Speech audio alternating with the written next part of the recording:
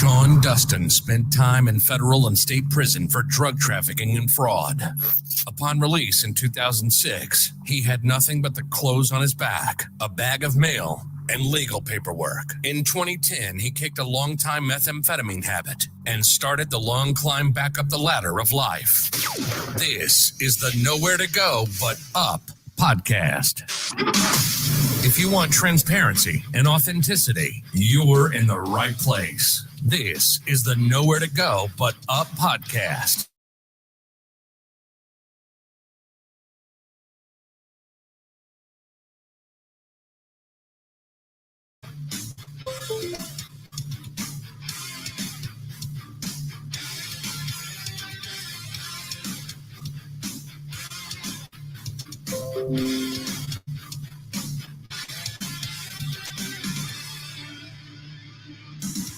Nowhere to Go But Up podcast, and I'm your host, Sean Dustin. Today I'm talking to Tammy Guns, and Tammy is a published author. She has a book called Your Ultimate Daily Guide for Success, Practical Tips and Tricks for Better Living in All Areas of Your Life. Tammy, how are you? I'm doing really well this morning. How are you? I'm doing great. So tell me a little bit about your book and how you became a published author. Sure. So I wrote my book, Your Ultimate Daily Guide for Success, based on, just different tips and tricks, things that I use to be able to get through some, more challenging times in my life. And so I thought that they helped me. And so I wanted to be able to help others. So I, put the culmination of the ideas down into a book and had it published. Wow, that sounds easy enough. I wish I could. I wish it was that easy for me.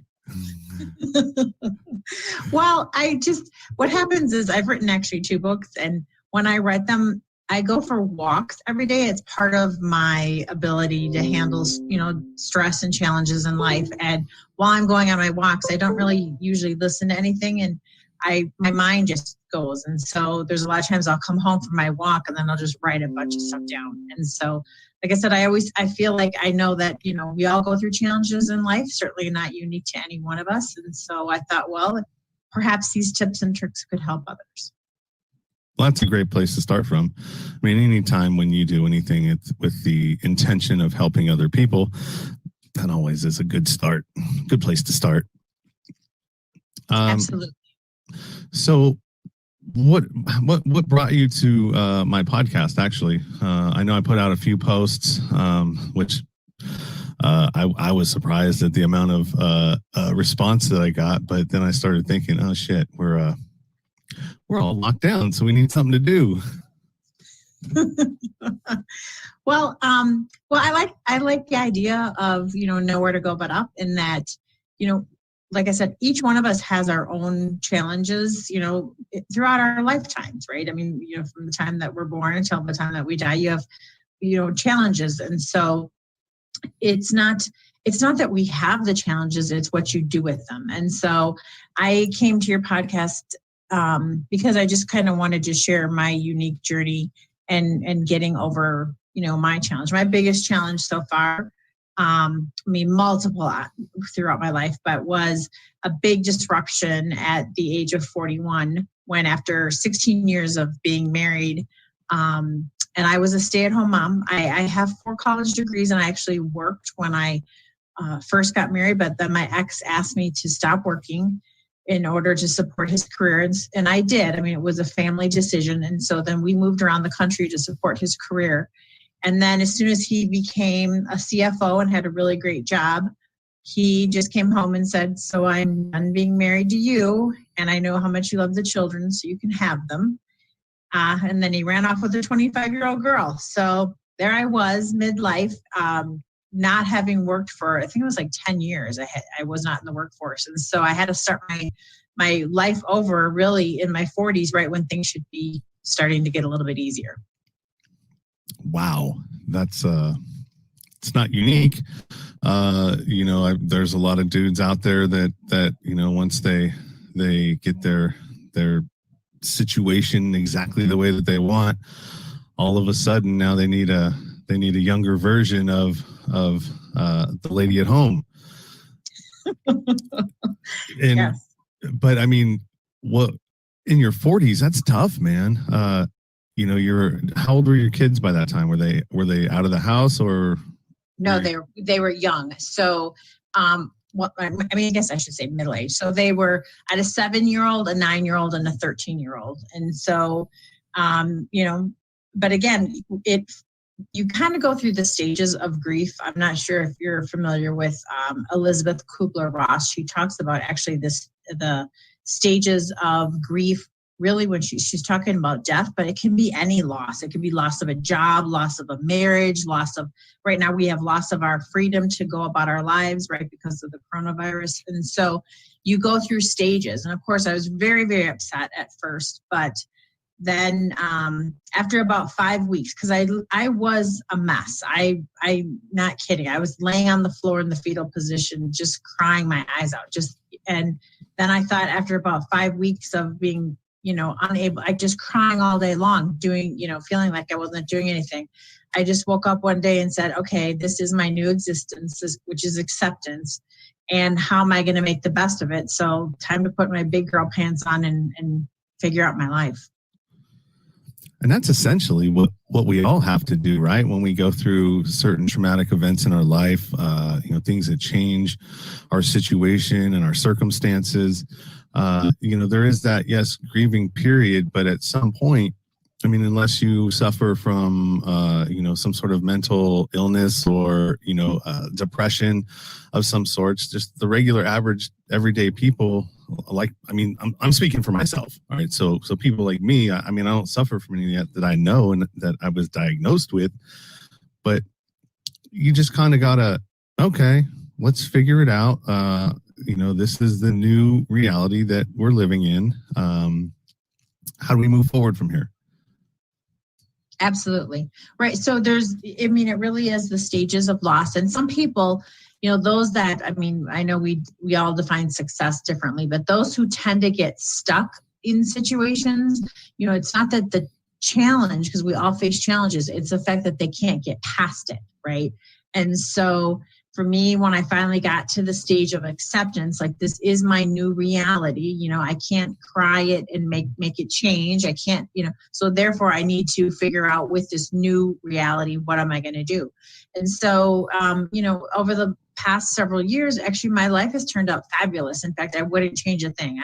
I'm so thrilled. In fact, I should send him a thank you note, and the anniversary of him leaving every year, because my life has gotten so much better. I now, I re-entered the workforce. I'm not saying it wasn't hard. It was very difficult trying to raise 3 kids 100% by myself. A lot of trying to date. A lot of guys did not want to sign up for that. What? You have 3 kids 100%? You mean not every other weekend? And so that was, just having to deal with that. And I ended up, moving up to becoming an executive in my profession. I have a master's degree in health service administration and a master's degree in accounting. I ended up using both of those skills to, have a very fulfilling career. 3 years ago, I ended up leaving corporate America to start my own company. I ended up doubling my income after leaving corporate America. So, things ended up great. It's just that, during the time you can't see that. I remember talking to my son because he was 13 and he was just starting high school. And he then he was so upset. He didn't want his life to be the way it was, that he had divorced parents and all of that. And, and I said to him, I go, if we had a crystal ball, which we don't, but if we had a crystal ball, I said, and you could roll forward your life and look what it would be like a few years from now, you would be so happy. I said, but we got to get through today. You can't just assume when you open your eyes that your current reality is going to be tomorrow's reality. So you have to hold on to the fact that you can change your reality. Just because today looks the way it does doesn't mean tomorrow won't look different. Yeah, that's a good way to put it. And it's exactly true. The mountain seems so insurmountable when we're in the problem, right? It just seems like, Jesus, how am I going to get through this? And it's not just with traumatic problems. It's with anything that we as humans try to tackle, right? When you look at it from when you telescope out and you see how long the process could be, it seems overwhelming and unsurmountable. But when you just go back in and focus on what you need to do right now, what are you going to do right now, this very moment? What's your next step going to be? And don't think about 5 years down the road. Don't think about a week down the road. Just think about what you got to do today. What is gonna get you to where you need to be, or help to get you to where you need to be today, right now, first step. And then once you get into that motion and you start moving, the pieces sort of start figuring themselves out. Would you agree? Absolutely. So I think you said it brilliantly. So when you think about you did mention you can't imagine what's going to be happening 5 years from now, but you do put a vision out. So I think you always have to start with a vision, a direction, right? It's almost like getting in your car and you're like, no, am I driving to New York? Where am I driving to? You have no decision where you're going. You're just going to go in circles. So you do have to start with a vision, right? An endpoint. However, I absolutely agree with you in that, if you're running a marathon, you're not, they just, shut off the starting gun at the beginning. You're not thinking about your 26th mile. You got to look at your next step. And it's, my kids are now older now, but the most recent Frozen movie from Disney, where they talk about doing the next right thing. So all you can do is that next right thing. So you just boil everything down to that next. And sometimes your next right thing really kind of sucks, right? Mike Dooley, who I love listening to him, he talks about, when you're looking at a path, take your least sucky path sometimes. Sometimes that least sucky path, it's not, maybe you don't have this perfect golden path to take. It's a dirt road, but you still, take your next step, because you will eventually get to your goal if you never quit. But like you said, it reveals itself. It's the same thing with being in a car and you turn the wrong way. The GPS gently says, make a U-turn or turn right at the next. So you're gently guided, but you can't be guided until you actually start taking action. Action is the absolute key to getting anything done. Yeah, and revealing things,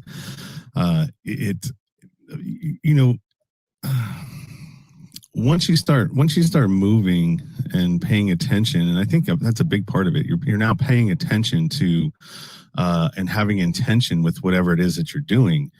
And within that intention and purpose, you now start to see opportunities that you wouldn't be paying attention to before.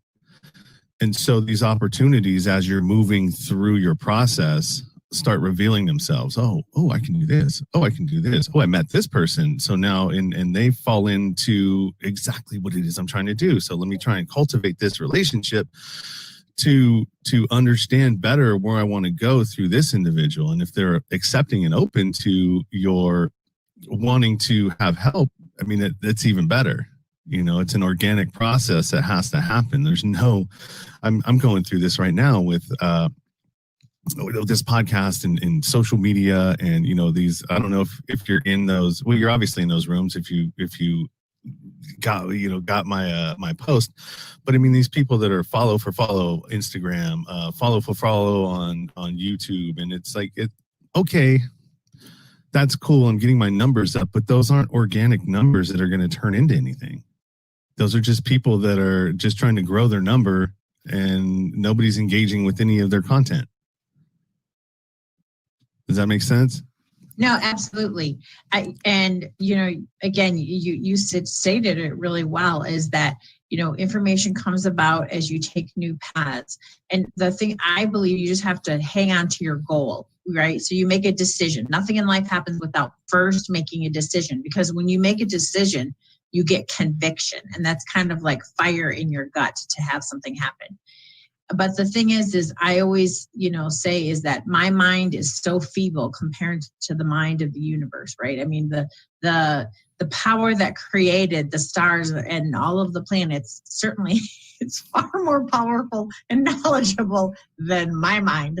So, I just think I shouldn't know what the how is. Like, how could I possibly know what the end result would be of something? And so, therefore, you can only, it's revealed little by little as you go on. Yeah, that's a great recipe.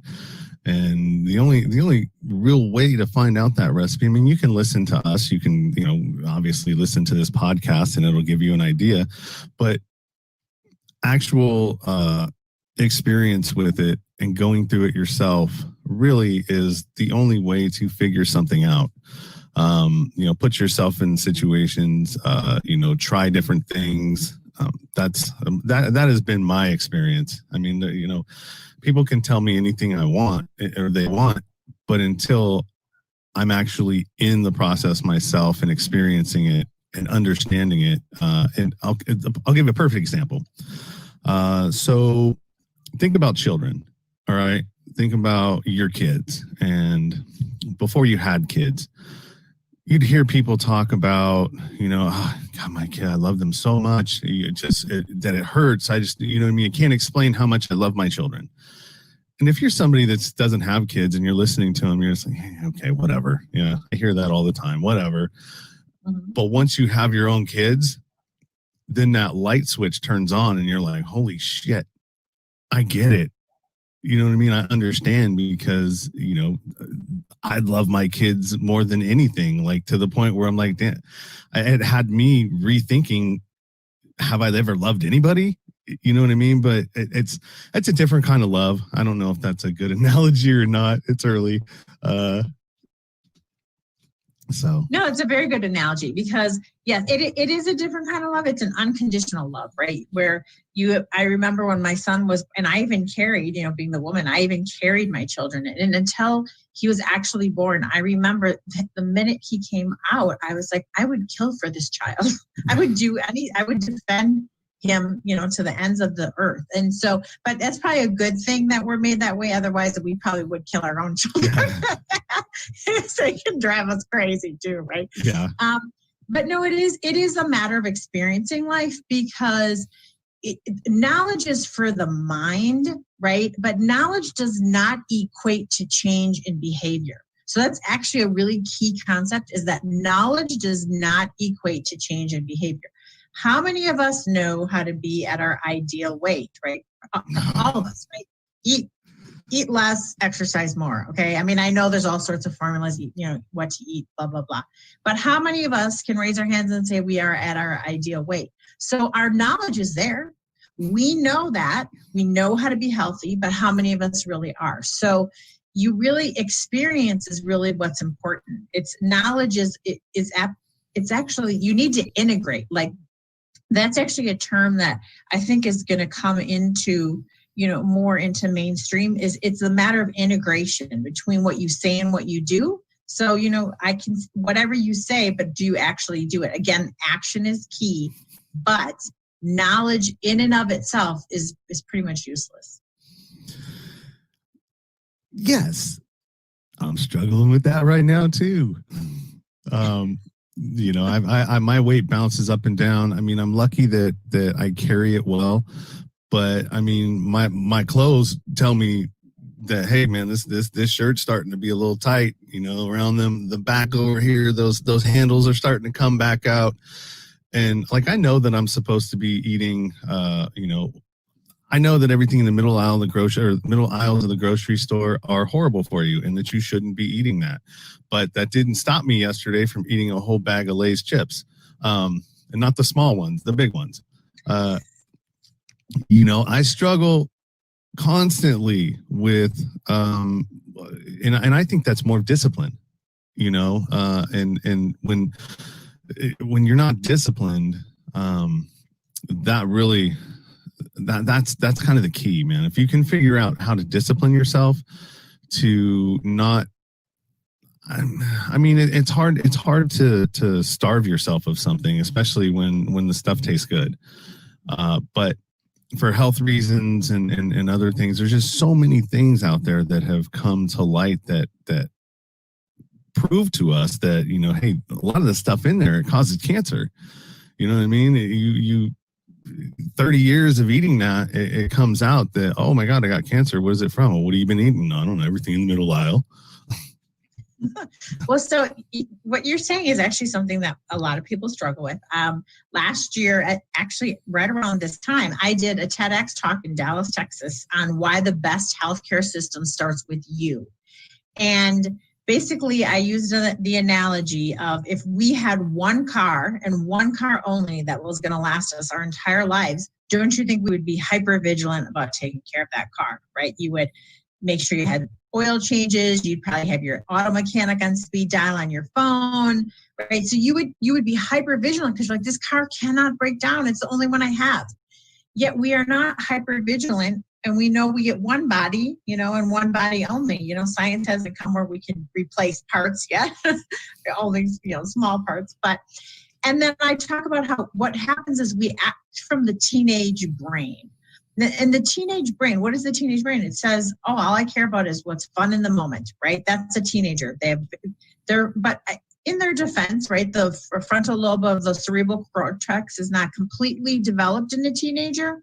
And so on some level, we have to excuse it because they just care what's going on in the moment. Well, when we make a multitude of seemingly insignificant decisions over our lifetime, it can add up to chronic disease, right? And so how do I use that as an analogy too? Like say you were to go to Starbucks every morning or your favorite coffee shop and get your favorite latte and it's $5. And you think, well, that's insignificant. It's a seemingly insignificant decision. You figure it's easy to part with $5. But when you do that over an entire year, you do that every day on the way to work, that equates to approximately $1,300 over a year.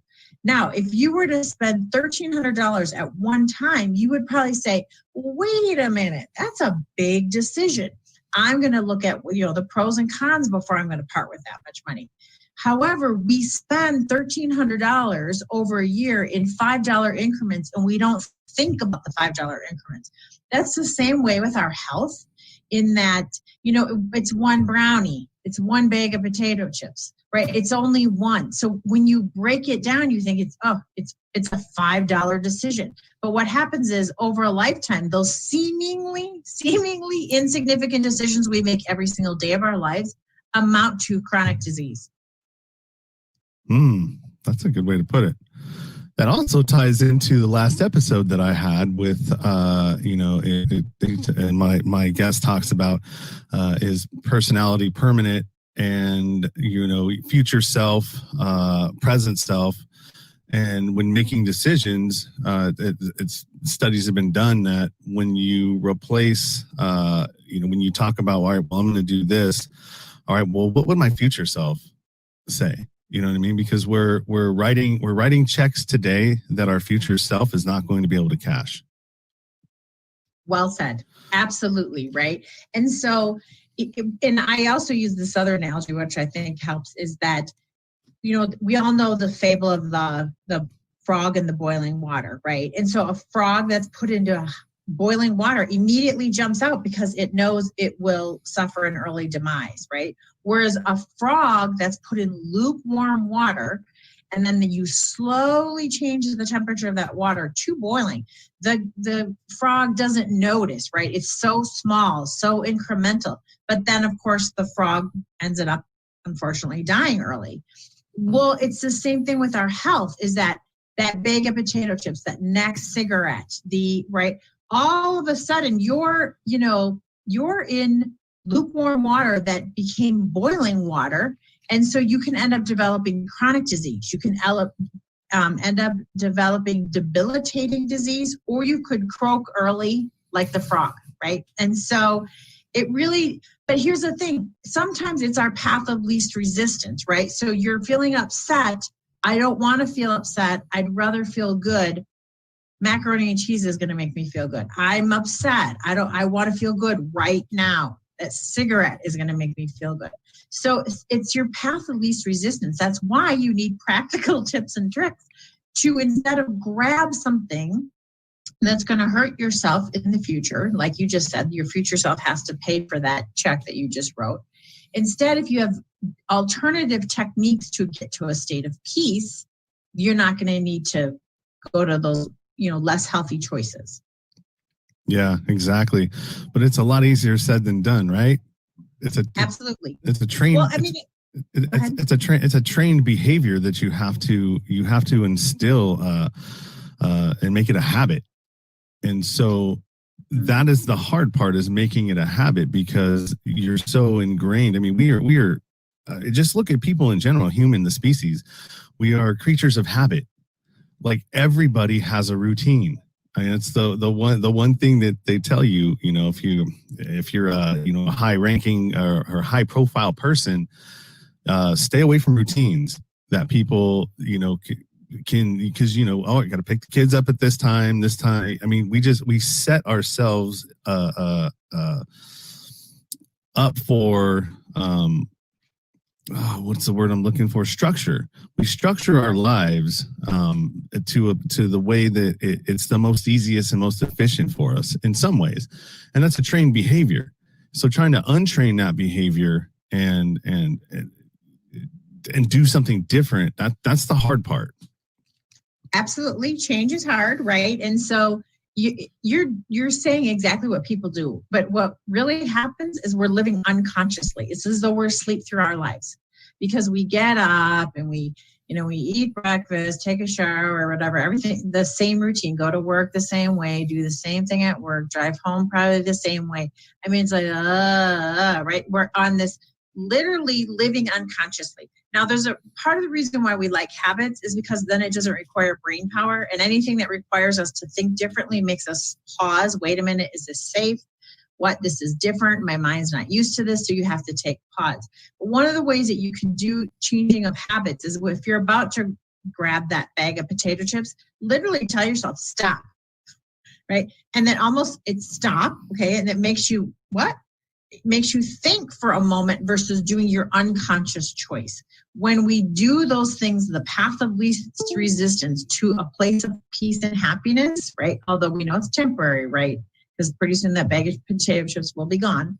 If we tell ourselves to stop, we can instead maybe think more about what it is versus living unconsciously. So it's a matter of really being present, right? Even Eckhart Tolle, right, who has that great book on presence. Living in all of the power is in our present moment, right? If you're eating a bag of potato chips, it's in the present moment. So all of our power is in the present moment, but we're not awake in the present moment. We're asleep in the present moment. That's our problem. So if you literally say stop to yourself, you're waking yourself up and focusing on the present moment. Yeah, that's exactly, and it's sort of the same premise as you stop and say, well, what would my future self want me to do? What would, and it's just that, and I've struggled with anger for a long time in my life, and that one thing, what I've learned about anger, aside from it's a cheap emotion and it's readily available all the time, it's the easiest one to get in connection with, is that all it takes is one small pause to just sort of diffuse it.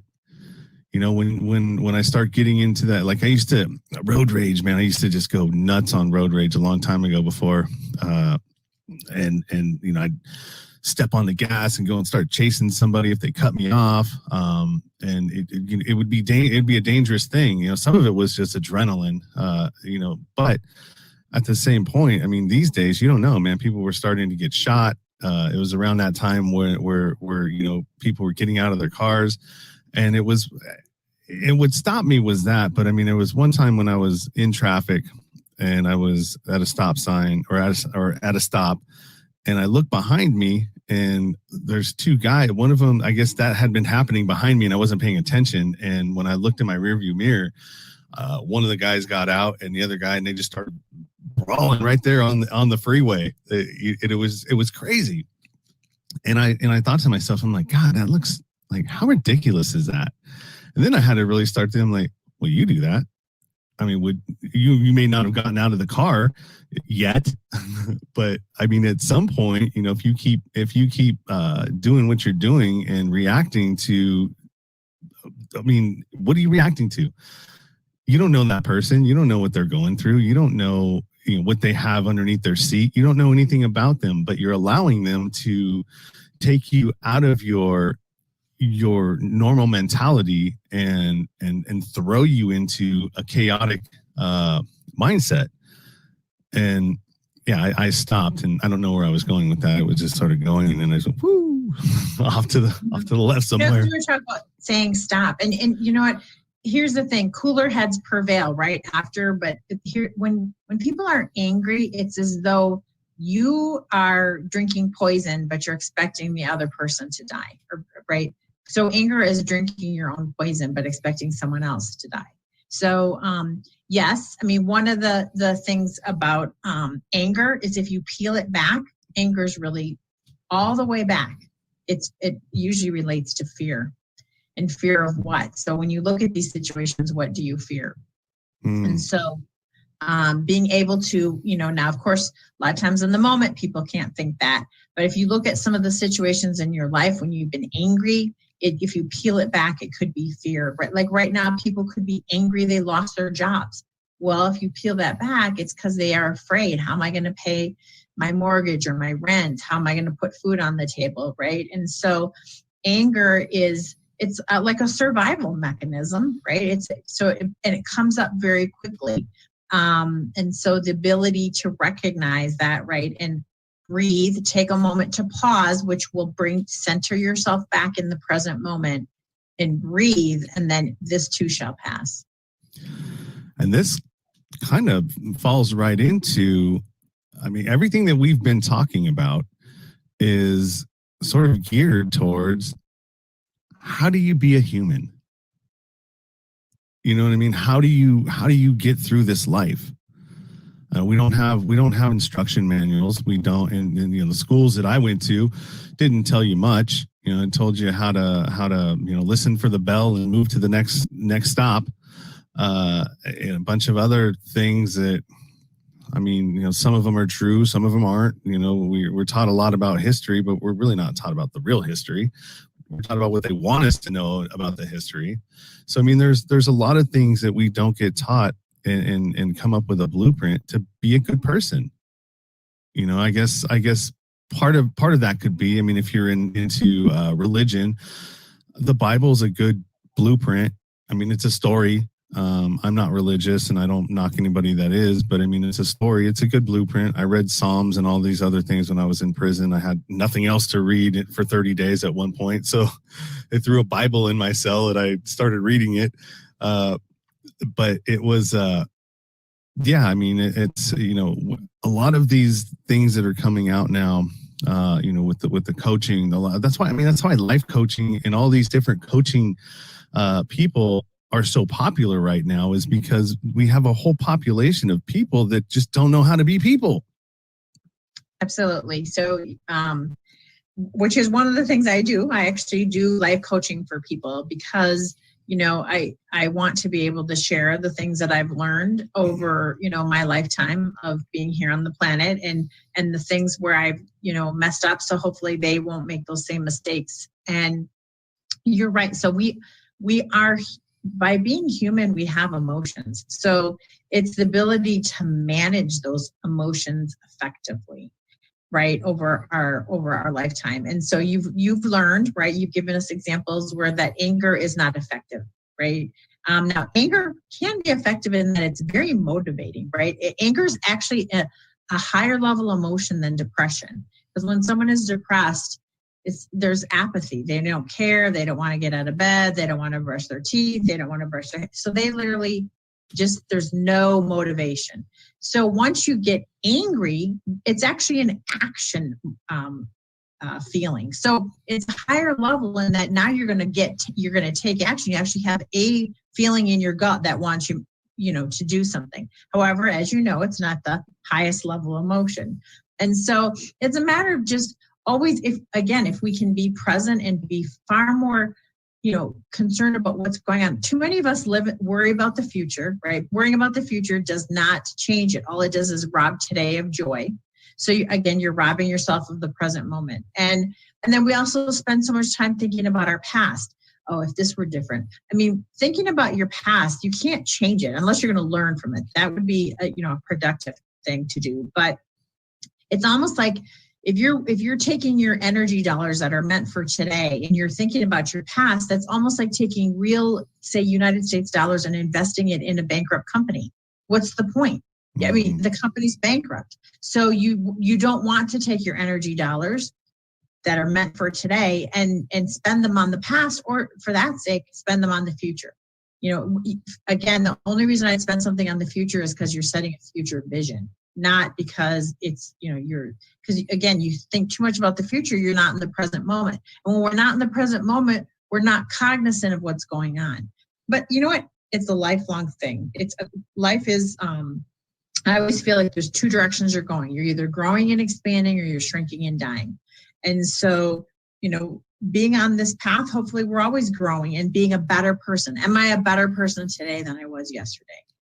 You know, am I making better choices? But it's not like this up to the right curve. It's not like this straight up to the right. Oh, no, it's like 3 steps forward, 2 steps back. Sometimes 5 steps forward, now 6 steps back, right? So it's not this perfectly linear, I always go forward, I'm always better.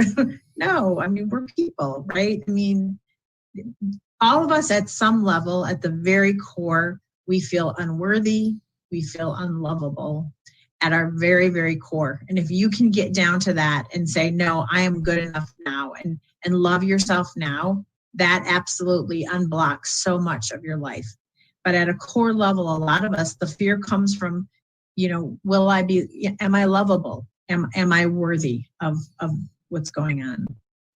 Yeah, that's a great way to put it. I think it also ties into kind of where we are today. When you think about how popular authenticity is, you know, everybody, man, you know, the stuff we used to watch, you know, all of the, you know, reality TV was a huge thing. It was huge when it first came out, but we started seeing that, oh, this is scripted. This isn't really reality. You know, these people are, you know, they still have a script. They're still, you know, they're still getting paid to do what they're doing. So of course they're going to kind of tailor their content to what's going to sell.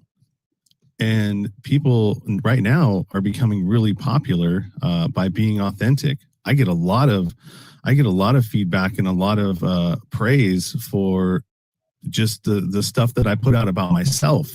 You know what I mean? And things that I divulge about, you know, what I go through and have gone through, and how it's like, you know, it's not always roses, man.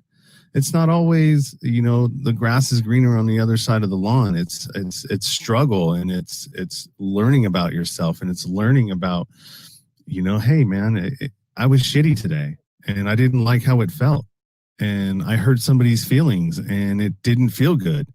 And what am I going to do with that? Am I going to continue being that person, or am I going to figure out what I need to do to not be a person that hurts people's feelings, and can look inside and reflect and go, okay, yeah, that sucked, man. So let's try and do it different tomorrow. Yeah, Maya Angelou says, when you know better, you do better, right? And so if we're always growing and expanding, you're going to know better, and so then you end up doing better. And you know, your statement about being authentic is, you know, if you're not going to be you, who's going to be you? So if you don't show up as yourself, no one else is going to show up as you. So what was the point? You know, we were all born for a purpose. And so at our core, we really are enough. If once you get to that belief that you are enough at your core, you don't have to have the right job to be enough. You don't have to have the right bank account to be enough. You don't have to have the right relationship to be enough. When you believe you're enough in and of itself, that opens up so much, because you unblock your energy that keeps you stuck and keeps you from, you know, holding yourself back. But again, I mean, if you're not going to be Sean, who's going to be Sean? Right. Who wants to be Sean? So you owe it to yourself. You owe it to yourself to be Sean. We all have a unique path while we're here, a unique thing to do. And you need to honor that and stop comparing. I mean, don't ever compare your path to somebody else's. Yeah, I think acceptance really helps with that. Accepting who you are, that this is who I am. My circumstances, what I've been through, those are parts of my story. That's not necessarily the person that I am. It's helped shape who I became or am becoming, but it's not who I am at my core. And when you accept your circumstances, and for a long time I didn't. That's why, identity theft, because that's part of what I did, was so appealing to me, because I didn't like myself anyways. So it didn't hurt me to try to become someone else. Does that make sense? It was so appealing. Oh yeah, I'm Jack Johnson. Jack Johnson. Here's my credit card. And it was fun because it took me out of myself, and I didn't have to deal with myself because I didn't like me anyways. Wow, that's very insightful. Absolutely insightful. Even that you were taking other people's identity, and that's incredibly insightful that you said that. Yeah, it was wrong, and I'm not saying, hey, I'm a good guy for doing that, but I mean, it was when you do wrong. I think that so my philosophy is there's no such thing as losing as long as you're learning. So even when you lose, but you learned from it, and now you don't make that mistake again, you're winning. Right. There's even a saying that says you're either winning or you're learning. So you don't say I'm winning or losing. You say I'm either winning or I'm learning. And you mentioned earlier when we were talking that sometimes you can look at your future self and you can say, okay, I'm writing a check today. Can my future self cash that? Well, the other way to look at it is, I thought of this when you were talking about how you wanted to be somebody else. If you look back at your life earlier, whether it was in childhood or whatever, back to your earliest memories, you can take your current self, who you are today, and you can go back and talk to that person, that maybe that 5-year-old boy who was hurt, and you can say, you're going to be okay. It's going to be okay. So I know I've done some of this in some of my self-development work where I was a child of 4 kids in our family. My mom and dad were high school sweethearts. So they got married. My mom actually was 17, just turned 18 when she graduated. My parents had us really, really young. My dad always said they were kids raising kids. So the point of that is I was the 3rd child, and my mom was so busy when my sister was born. She didn't walk me to school. I was a kindergartner. I crossed busy streets. I remember going, I don't want to go to school by myself. And, she didn't push me on the swing after school because she couldn't. She was so busy. Not because my mom didn't love me, but because my mom was such a young mom who was overwhelmed. So I've taken the Tammy that I am today, and I've gone back and pictured myself on those swings. And I push myself and I say, I love you. I love you, and it's okay. And so you're able to do that, to go back and heal the parts of you that are still missing or feel. So if you do that if you can sit with yourself, that's another thing. People don't sit with themselves. They turn the TV on and they watch other people's lives instead of living their own life. And if at night, instead of turning on the TV for a couple hours, you start to reflect on some of the things, some of the hurts as a child, and then your current self can go back and comfort that person. I actually, believe it or not, have memories of being a baby in the crib. And a lot of times, again, my mom was so busy, she'd put me in the crib. So I've gone back as Tammy today, picked myself up out of the crib and rocked myself and say, I love you. I love you. So, there's things you can do to go back and heal those wounds so that you, again, want to be you, and you can heal I am lovable. I am worthy. That's a good. I never thought about that. About doing that. I think a lot of for a guy like me, when the first thing that came to my mind when you said that is like, God damn it, I would feel silly, trying to do that. But I mean, there are things that or applications and techniques of things that we can do that may seem silly, but I mean, there may be something to it too. But I mean, as long as you're going to sit there and think, oh God, I don't want to look like that. I mean, who cares? If it's going to help you, why not? Absolutely. Why not try it? It's free. Absolutely. I'm glad you said that, because here's the thing is, if every area of your life is running perfectly, then okay, fine. You don't need to do anything. But, if there's areas that really still need work, what does it hurt to go back and do that? And I'll tell you that it was really very therapeutic for me. Also, my mom, bless her soul, she's not here anymore.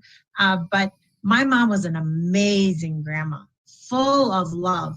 And I know it's because she had that love when I was a little girl. She just couldn't demonstrate it because she was so overwhelmed herself. And so I've even done some things where I picture my mom, who's no longer with us, and pushing me on that swing. But as a grandma, pushing the little Tammy on the swing. And so, it's brought peace to me. Different techniques work for different people, right? That's why there's a million weight loss programs, right? Because if there was only one way to do something, there'd only be one weight loss program. So there's different, maybe you could try it out and maybe it doesn't work for you. But if it does, and you can heal something that still is a hole in your heart today, why not try it? Yeah, it's good advice. Good advice. Let's take a little detour here. I think we've got enough self-help stuff for people out there. This last 44 minutes have been pretty insightful for anybody that's going to is just getting into this space of personal development and self-help and self-improvement. This would be a great episode for you to listen to. But let's switch it up a little bit, because this happened to you when you were in your 40s. I'm currently 46. I think, yeah, it's one of those, 46, 47. Who's counting? So becoming single in your 40s, that's tough. That's a tough thing. I don't know how tough it was for you. Probably a lot tougher than it is for me, because you had, full-time kids. But it is a tough thing, because you're halfway through your life, or what the life expectancy now is, it's 80s or 70, high 70s now. It's going down a little bit because of the suicides, but it's into your 80s. So I'm more than halfway into my life, and it's more difficult now to date because we have more. Well, let me speak for myself. It's more difficult for me to date now because I have a more, what's the word I'm looking for? I have I know more of what I don't want than what I do want. So it's like the people that come in and out of my life, I'm super picky, because as soon as one of those red flags that from experience pop up, I'm oh nope, you're out, get out of here. I don't want to deal with you. And then also having a toddler, I have a 3-year-old, so it's really not. Anybody that I'm gonna have as a significant other that's going to stay around, I'm not only choosing for me now, I'm choosing for my daughter as well, as somebody who's going to be a good role model, and that we can demonstrate through how we treat each other what a healthy relationship is going to look like for her. Because that's the very reason why I got out of the relationship that I was in, because a lot of it was my fault, but it was not a good situation that I was presenting of how a good relationship would be. Whether it's arguing, fighting, verbal abuse, whatever was happening. This little person is soaking up all of that. And as you become a father, you realize that, Jesus Christ, everything you do, they mimic, at that age. And so everything that she is going to be seeing is okay, I'm setting up a blueprint for her future self that is going to not be a good thing for her, because now if she gets in a situation when she's older and she's in an abusive relationship, or the red flags that should come up and say, oh, I'm out. She looks back. Yeah, she looks back and goes, oh, well, that's normal. My mom and dad used to fight all the time, and so stopping that cycle was really important to me. And now, trying to cultivate something with somebody else, or the possibility of cultivating something with somebody else that's going to be a good example, is really what my trajectory is now for that. I think it's really great that you're thinking about that, especially, thinking about your daughter as well. And I will say, yes. So dating, it's just different. I wouldn't use the term more difficult. You had some brilliant insight there. First of all, the contrast. We learn what we like and what we don't like. So, right, you're either winning or learning. So either you have a great relationship or you learn, wow, this doesn't work when a person exhibits particular attributes. So also remember that you achieve what you believe. Your thoughts become your results. So if you think it's difficult to date, it will be, your results will be difficult to date. So there's nothing wrong with having standards. In fact, I've done, a lot of self-development in that area as well, because I had to start dating in my 40s. I feel like I had one high school boyfriend, one college boyfriend, then I got married, right? So my real dating started in my 40s. And so, yes, you learn what you like and what you don't like, which is a good thing. You just sort people out. There's nothing, why hang on to something that's not conducive for your highest and best good and your daughter's highest and best good? So I wouldn't say it's more difficult. I think it's great to know what you like and what you don't like and sort people out. There's 7 billion people on the planet, Sean. 7 billion, almost 8 billion now. I guess they're 7.8 billion. So you'll find your right person. Put it out there that this person exists. These are the attributes I'm looking for. These I will not compromise on. And you achieve what you believe. So you believe she's out there, she's out there. If you believe she's not, that's what's going to keep showing up. You achieve what you believe. Think and Grow Rich. Great book. Yeah, you're right. And the one thing that I do know about myself is I'm lazy. I'm super lazy, man. I don't I'm selectively lazy. Okay. I don't like, you tell me to go and write down, live your life with intention, Sean. Write down what you want. I'm like, fuck that, man. I don't want to write anything down. You know what I mean? But I mean, everybody that I'm talking to it makes sense. It makes sense that, okay, well, life, you have to put some sort of work into what you want. You can't, I'll use the book for writing a book, for example. All right. This is the one thing that I know that would take me to the next level of where I want to go. All right. I have it in me. I have the stories. I have the ability to write. I write okay enough to where I could probably pass it off to somebody to fix it and make it and turn it into something that's sellable. But I'm lazy. I just don't want to apply myself that way. It's like I find so many other things to do. And I know that would be the catalyst right there that would set me off into the direction that I want to go, because it would tie everything that I'm doing together.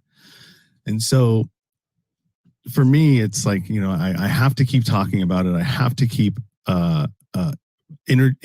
injecting it into, my discussions and things that I talk about, because it keeps it in the forefront for me. And at some point it's going to get done, because I'll get tired of hearing myself talking about it. And I'm sure my audience will get tired of hearing me talk about it too at some point. And maybe they'll start trying to make me accountable. Like send me an email. Hey fucker, you write that, you start that book yet? Because this is about your 17th episode that I've heard you talking about it, and you haven't started it yet. Well, have you thought about, you probably really have not made that decision, because once you make a decision, you move mountains to get it done. And getting back to earlier when we were talking about, you don't have to know the how of how something happens. Maybe you keep thinking, I don't want to write. I don't like to write. I'm lazy, right? So again, your thought and what you're telling yourself is your result. So when you say you're lazy, your result is the book doesn't get done. But the other thing is what about a different path?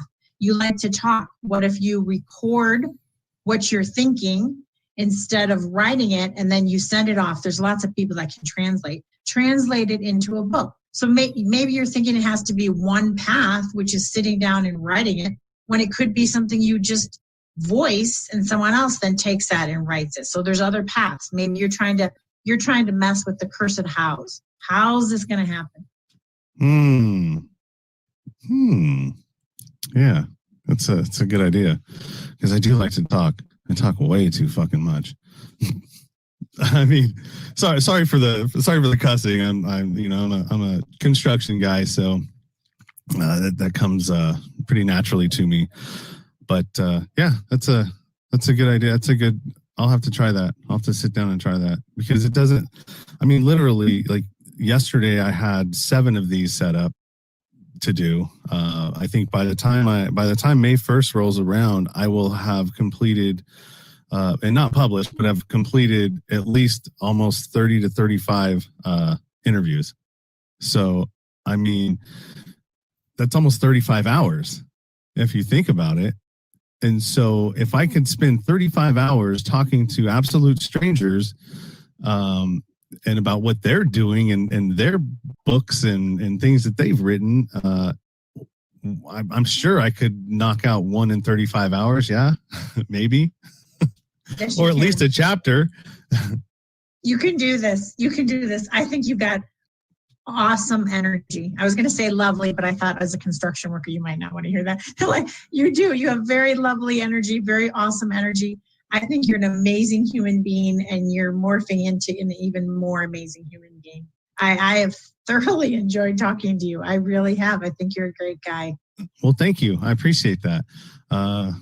I just, I'm just me trying to figure out how to blaze my path in the world, because I spent half of, from the time I was, 15 till I was 35, 36, and about 34, 35, down the wrong path, and, and destructive behavior and everything else. So, I mean, it's like I'm trying to right that wrong, but I'm also trying to do it in a what's the word? An accelerated in an accelerated way, because I've lost so much time, and I want to leave something for my daughter, to a legacy for her, and that she can be proud of. You will. First of all, I would say, so what? Whatever. You are who you are today. Again, stop spending those energy dollars on the past. It doesn't, it's done. It's done and it's over with. And today when you know better, you do better. And so don't, kind of like the Christmas story, right? Or not the Christmas story, Christmas Carol, right? Where Scrooge, and then he was looking at his old partner and he had all those chains on him. Well, in an instant, you can cut those chains, Sean. Cut them all off. That's the past. It's not who you are today. So don't lament and spend, I spent all this time, whatever. It's over. So what? You have an entire life to live. I'm in my 50s, and I think I'm going to live another 50 years. I really do, which I think, wow, I got a whole another 50 years to cultivate whatever career or relationships, how I want my life to be. So what I did yesterday, so what? No, you look great for 50. Jesus, I would never have thought. Thank you. And I'm not trying to hit on you. Just saying. Just saying. You're not doing bad for the 50s. Yeah. So I think that's a good point to end this on. I have to thank you for the amazing discussion and conversation. I really enjoyed talking with you. And why don't you go ahead and plug all your places? You will have all of that in the show notes as well. But I'll let you voice it if you like. Sure. So people can get a hold of me. I actually give up my personal information because I want to be very accessible. So people can find me. My name is Tammy Lynn Guns. I use my full name.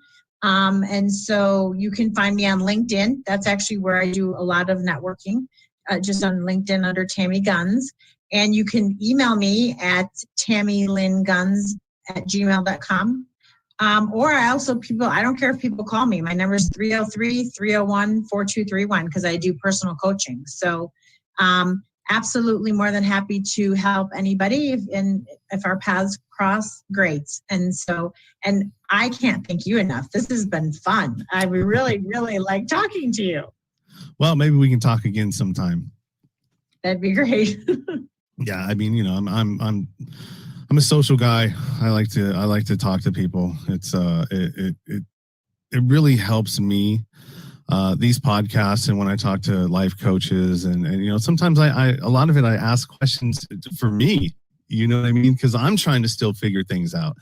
And so, I mean, you're helping me as well as this going out helping other people to figure themselves out. Because look, man, I'm just an average everyday guy that got in a lot of trouble when he was a kid, and into adulthood, and I'm trying to change the narrative in my own head and my own story, and make it accessible for me to succeed, and not, well, anyways, we're not going to go into my conspiracy head and things that I think about, but yeah. So anyways, it was a great conversation. I really enjoyed talking to you, Tammy. You're a beautiful lady, and I think we'll be talking again soon. Wonderful. You have an awesome day. You too. You've been listening to the Nowhere to Go But Up podcast. Sean is a single dad, a union blue-collar guy, and he spent time in federal and state prison for drug trafficking and fraud. When he was released from prison in 2006, all he had was the clothes on his back, a bag of mail, and some paperwork. Since then, he's turned his life around and shares the struggles and successes on this podcast. We hope you enjoyed the show, and we hope you were moved. To connect to the show, book a guest spot. For merch, Patreon, PayPal, and social media links, go to linktr.ee/nowhere to go but up. On Instagram at Nowhere to Go But Up Now. On Twitter at But Up Now. On the YouTube channel at Nowhere to Go But Up Podcast. See you next time.